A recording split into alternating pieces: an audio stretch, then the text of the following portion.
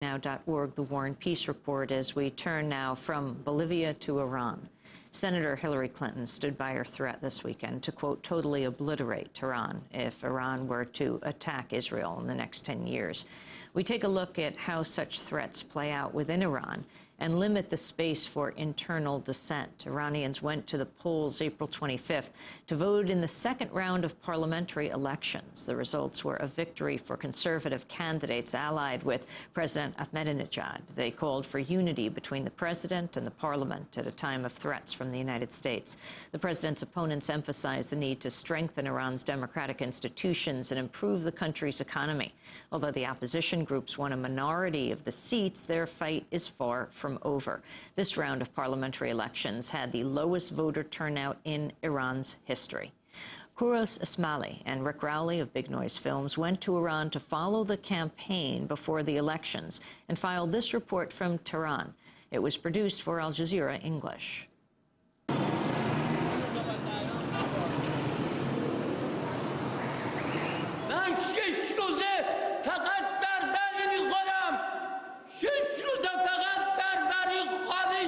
I've been eating only bread for 6 days. Nothing but bread for 6 days. I'm a wounded veteran. Who will answer me, God or you? We have answered America. We have answered England. We have answered Israel. We are thumbing our noses at the capitalists, but work for us. We've had it up to here. Don't turn your back on the nation. The nation is behind you. We will come to the ballot box, but don't do this.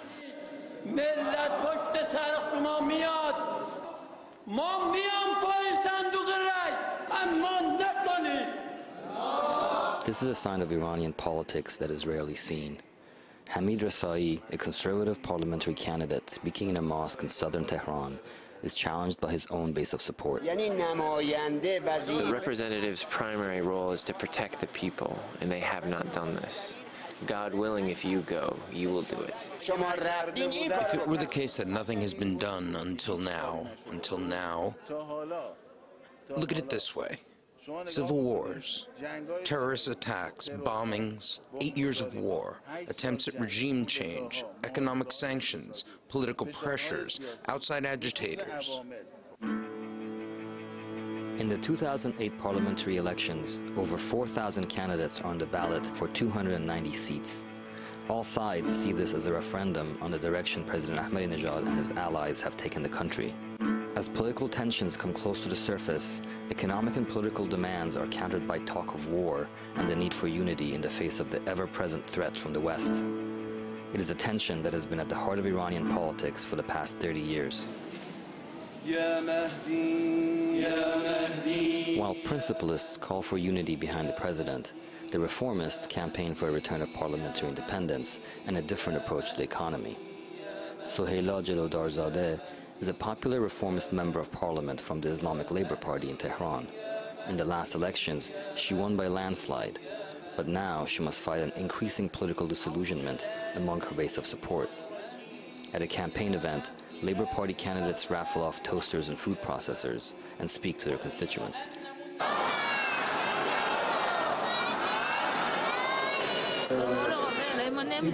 We're not going to let them change the labor laws to give bosses the right to fire. The economy has to be fixed. What's causing problems for industry is not labor laws. It's an unplanned and unbalanced economy.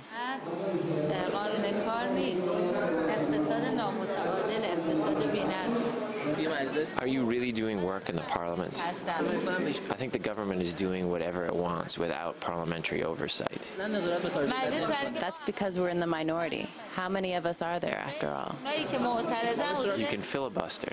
If 30 people come out, what difference would that make? But in these elections, people have to vote to create a majority that will protect their interests.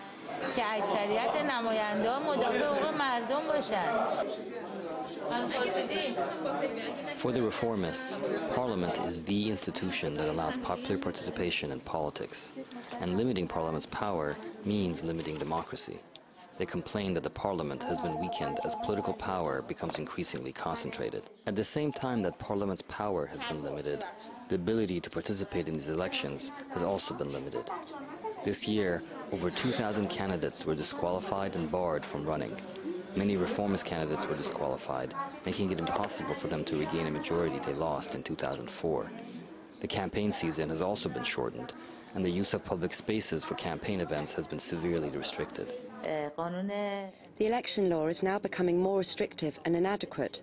We can't put our banners in the streets, so the task is more difficult. We have to go door to door to meet people.